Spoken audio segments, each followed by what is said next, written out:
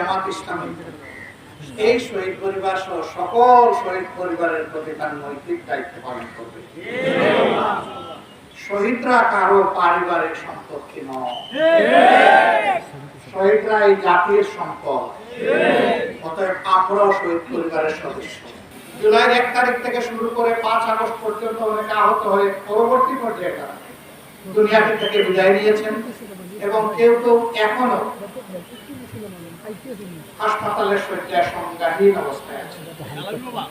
জানি না তাদের হায়াত আল্লাহ তাআলা ফিরিয়ে দিবেন কিনা। এই সকলের জন্য আমাদের বুক ভরা দোয়া। এই আন্দোলনে যারা বুক চিতিয়ে লড়াই করেছে, আপামর জনগণ, ছাত্র জনতার নেতৃত্বে, তাদের প্রতি আমরা গভীর কৃতজ্ঞতা প্রকাশ করছি। তাদের মাঝে অনেক গুরুতর আহত হবে, কেউ হাসপাতালের বেডে, আর কেউ নিজের বাড়ির বিছানায় পড়ে আছে। কেউ 2টি চোখ হারিয়েছে, কেউ 1টি চোখ, কেউ 2টি হাত, কেউ 2টি পা, কেউ 1 হাত, 1 পা, এরকম করে অনেকেই পড়ে আছে।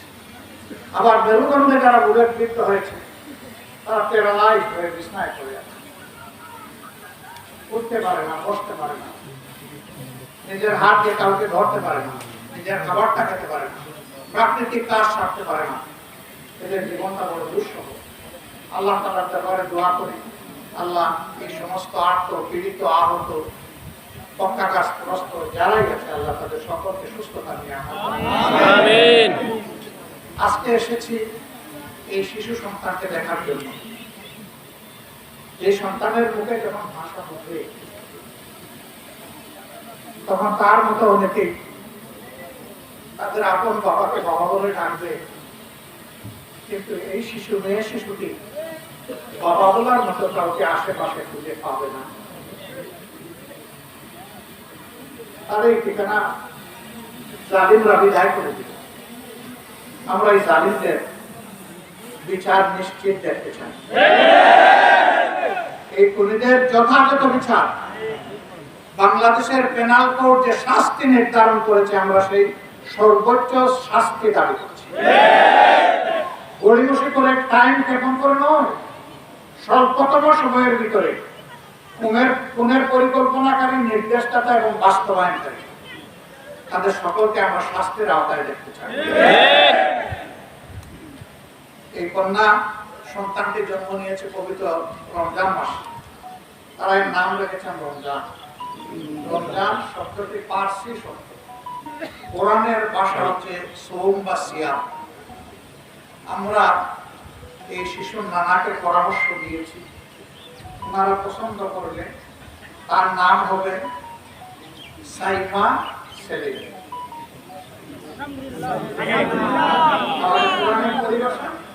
আর বাবার স্মৃতি দুইটাই নামের সাথে থাকবে ইনশাআল্লাহ। এই শিশু কন্যা এক শহীদের সন্তান হিসেবে সে মর্যাদা বোধ করবে, সে মর্যাদা নিয়ে এসে বড় হবে ইনশাআল্লাহ। আমরা আজকে তাকে তুলে নিতে এসেছি, তাকে দোয়া করতে এসেছি।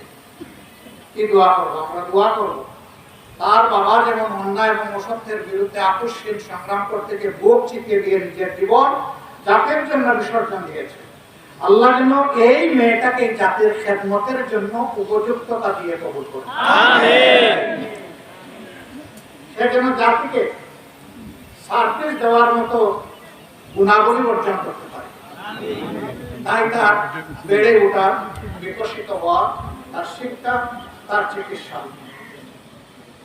এখন তো তার পিতা নেই, আবার সুলতান সাহেবের একমাত্র সন্তান, আরেকটা ছেলে নেই যার মুখের দিকে তিনি তাকাবেন। তিনিও বৃদ্ধ বয়সে উপনীত হয়েছেন। আমরা দোয়া করি এই সেলিমের স্ত্রী, তার পিতা, মাতা, তার শ্বশুর শাশুড়ি, প্রিয়জন, আপনজন সবাইকে আল্লাহ তাআলা সবরে জামিল রাখেন। আমিন।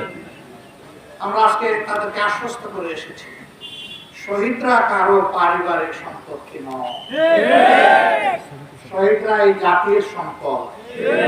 অতএব আমরাও শহীদ পরিবারের সদস্য।